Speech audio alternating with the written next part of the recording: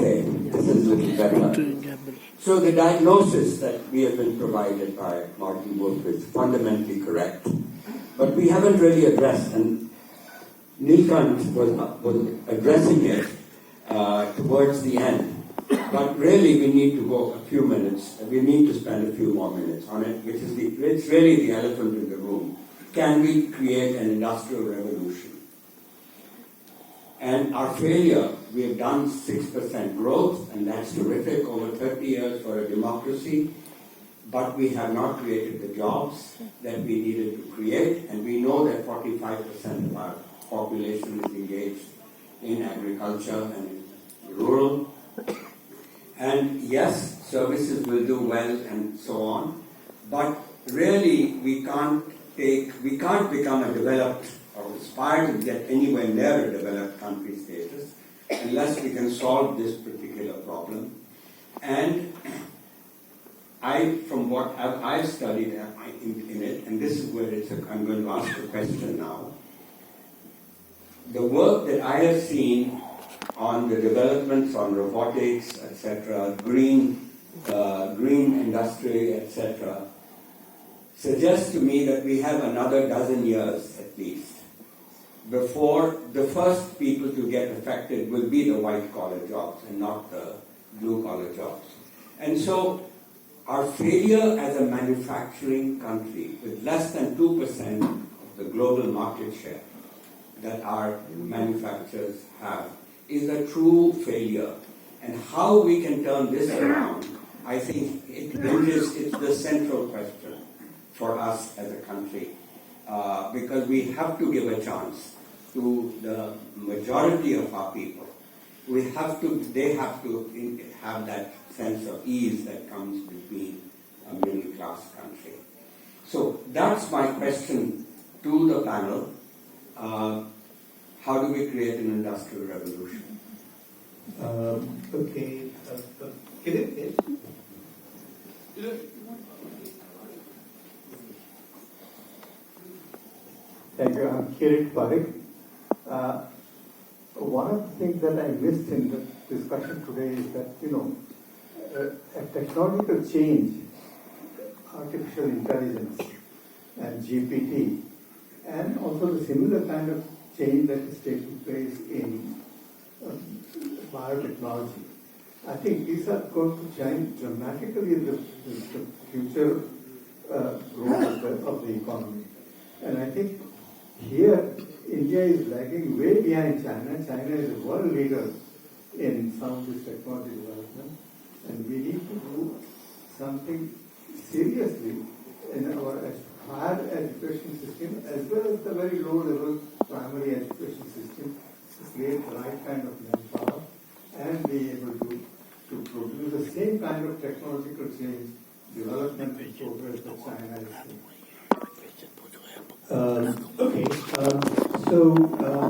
Let me just reframe that question. Maybe we can take one more. So I think Karen's question was, why does it matter that we have only 2% of global trade in manufacture? And the second question really is, should India wish to be at the cutting edge of research? I know that when Jensen Huang was here, he said, look, it is an expensive game to get into. We're placing some bets in the chips business. Quick reactions to these before we take other questions as well.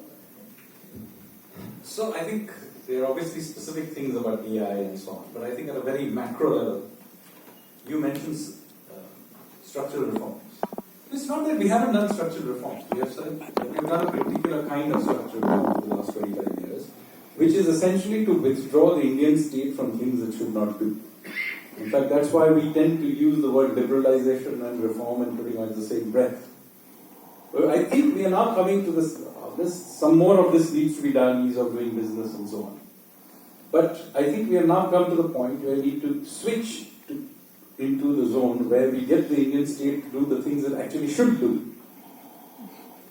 And in that, we are beginning, the first thing that we need to do is build infrastructure. And I think finally we are building world-class, serious scale infrastructure, which is why places like Mumbai today feel like, construction zones.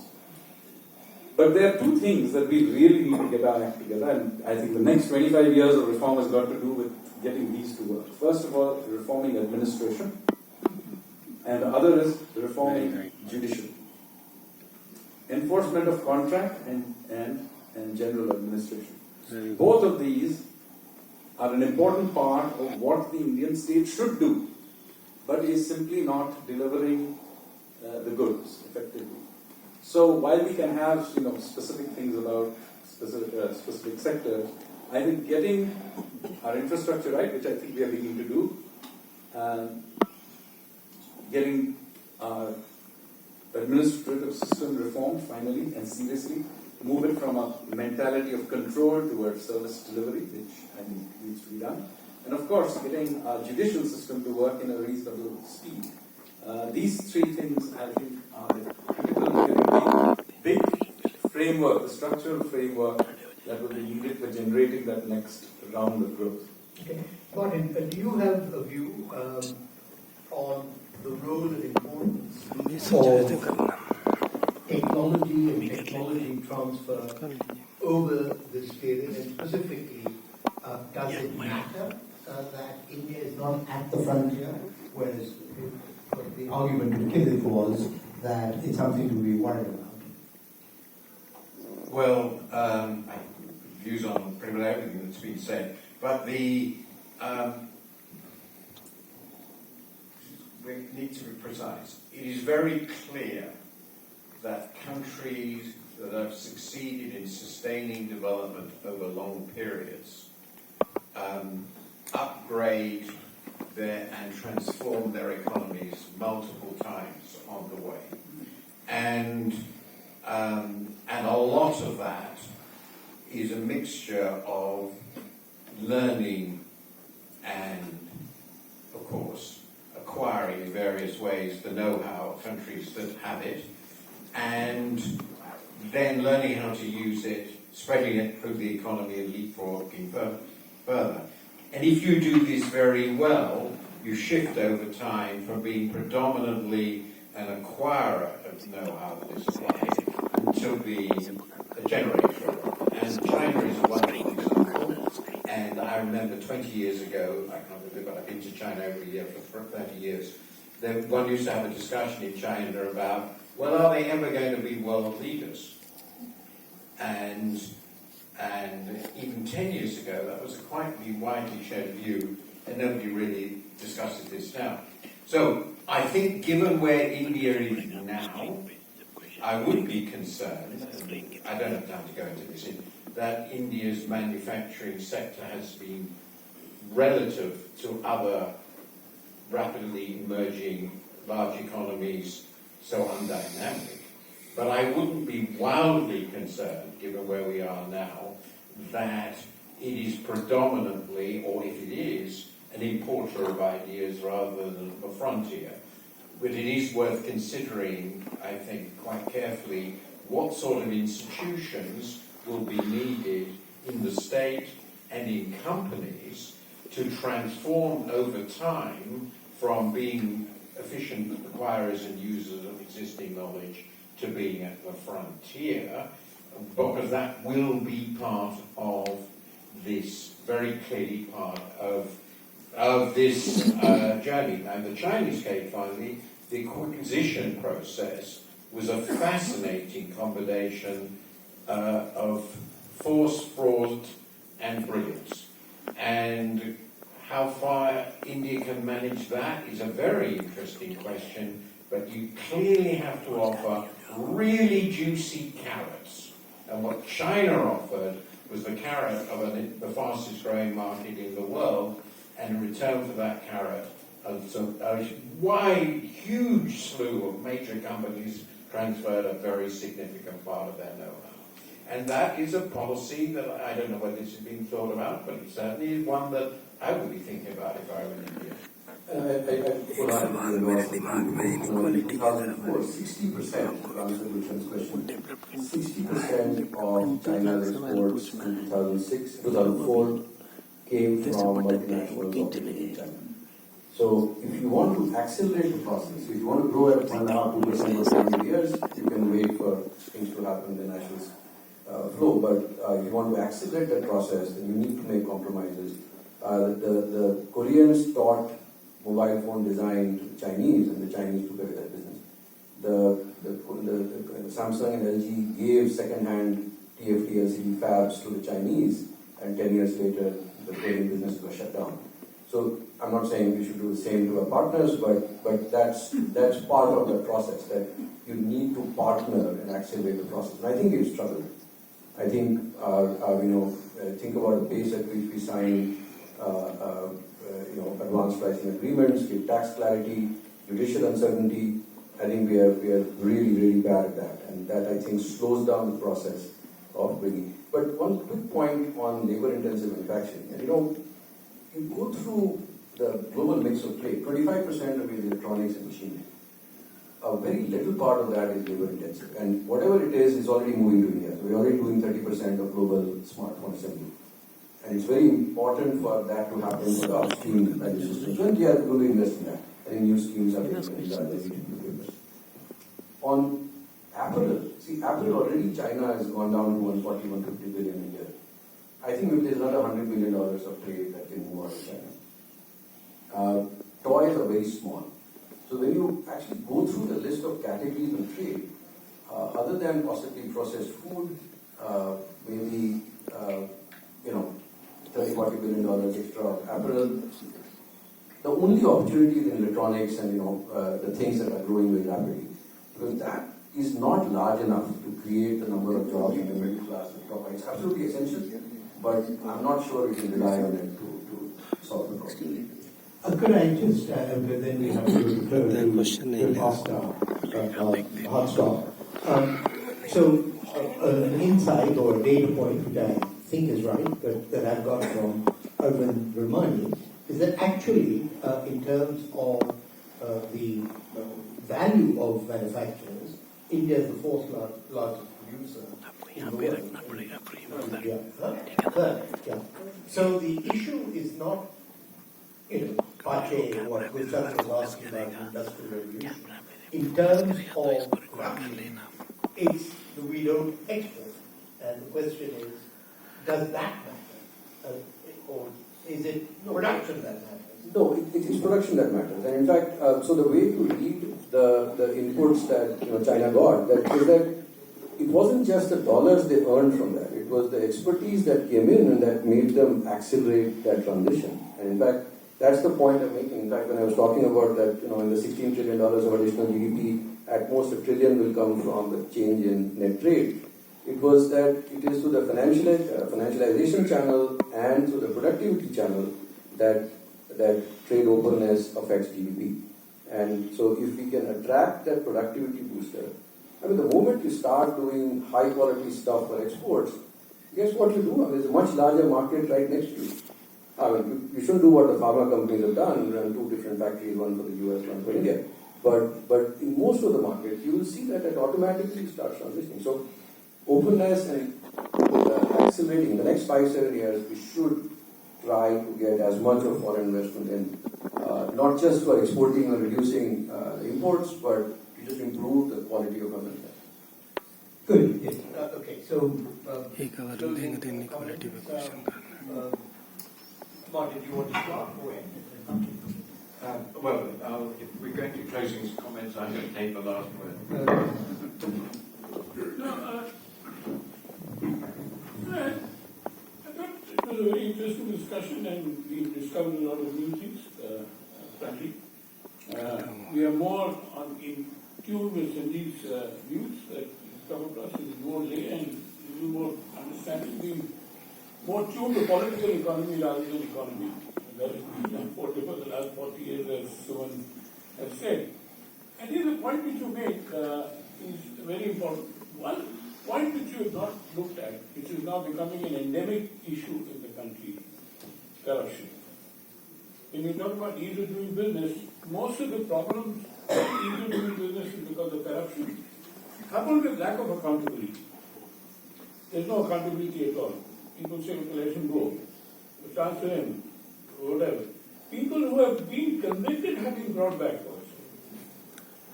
So how do you, and we've therefore written a paper called Ease of Running a Business, we're doing a business. Usually ease of doing a business is considered to be ease of entering a business, ease of approvals and permits, etc., etc. But Sandeep, what is happening is what we see on the ground today is corruption is increasing hugely. At every level, a patwari who could do a land deed transfer from agricultural land to industrial land would charge 5,000 rupees to do it. Doesn't take anything less than 50,000 rupees now. And you're saying that this This is- has not been digitized? So, no, this problem is become institutionalized. Now, even corruption, I get a joke on WhatsApp saying that even EMI is being done for paying of your bride. I'm not sure whether that's No, database. I mean, one is that anybody, go and talk to a street vendor. Most street vendors survive without paying a hafta to the police.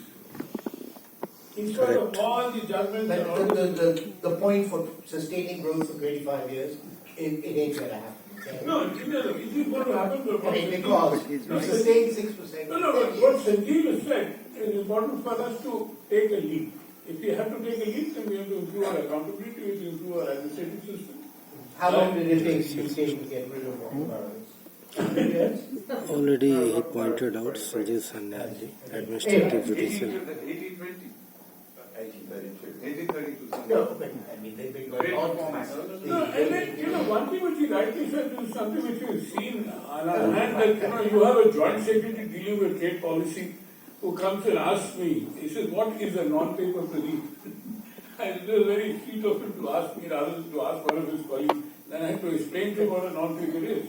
The non-paper, by name itself, sounds like an oxymoron. How can you have a non-paper? Then I could explain to him and understood, and then he goes away to fisheries. Well, he fortunately retired at the highest position in civil service, but that is not the issue. What I'm saying is that you are right. We have no specialization. This used to exist even in the ICS times. The Indian Civil Service times, the British ensured that there were, Yeah, but the punchline is, we're not going to get there unless we fix it. unless we fix all this stuff. So let me say that what you are talking about is really this daily friction of corruption and rent seeking, which happens, the Patwari problem or the Hafta problem. And you're right, and I don't think it's getting worse, but certainly it has existed from the beginning and it is not helping, certainly. And we need to fix it. And I've actually made a major effort on my own side to do something called process reforms. So those of you who follow my writings will know this. I have been working, and I've written extensively on it as well, literally going process by process, department by department, looking at how, how does the process of patenting in India work? How does the process of voluntarily shutting down a company, shut down, does this department even need to exist? And one by one, I've been doing this for now 7 years. And I'm surprised by literally dozens of these that have got done. And let me give an example of what happens when you just open up the gates and smoothen something up a little. So, shutting down a company voluntarily, I'm not talking about insolvency methods, just shutting down a company voluntarily, which is 90% of companies shut down are usually voluntarily shut down because the person doesn't want to do it anymore or whatever. It used to take 4 to 5 years to shut down a company, even when nobody was disputing the fact. So there's nobody, it's not like some creditors coming, etc. Everybody agrees this company needs to be shut down. And yet it takes 4 years, and it's a real hassle because you have to continue to do the accounts, you have to hold board meetings as long as it exists. So we went in there, dug in there a couple of years ago, and discovered that it requires a bunch of no objection certificates from different people. And for some strange reason, this had to happen in sequence. Now there's no reason why it can't just happen simultaneously. More importantly, and this is where the rent seeking happens, it required an advertisement to be put up for that this company has to shut down. And so when we researched this, we found that this is where the problem arises. Because you have to advertise this name in some newspaper, and usually it's in an obscure newspaper, the name comes out and this company will be shut down. Does anyone have an objection? And it would take years for the name to come up. And I'll let you imagine why that was the case. Now, about a year ago, we introduced an automated system by which the company that wants to shut it down puts its stuff up. And now what happens is it sends an email, a message to 3-4, whoever was required, the tax people, labor, etc., who had to give no objection. And that happens simultaneously. And then after a couple of weeks, if they do not raise an objection, the system itself recognizes that nobody has objected to it and sends the message off to the department that's supposed to send the advertisement out, and there is no discretion. It has to, at that stage, advertise. In my view, even that stage can be gotten rid of because we can just put the name up on the website. Anyway, this system, new system, automated system, is called C-Space. It has now functioned for about a year. And we have discovered that what used to take 4 years now takes 90 days. India is now the fastest place to shut down a company voluntarily. So change is possible. Absolutely.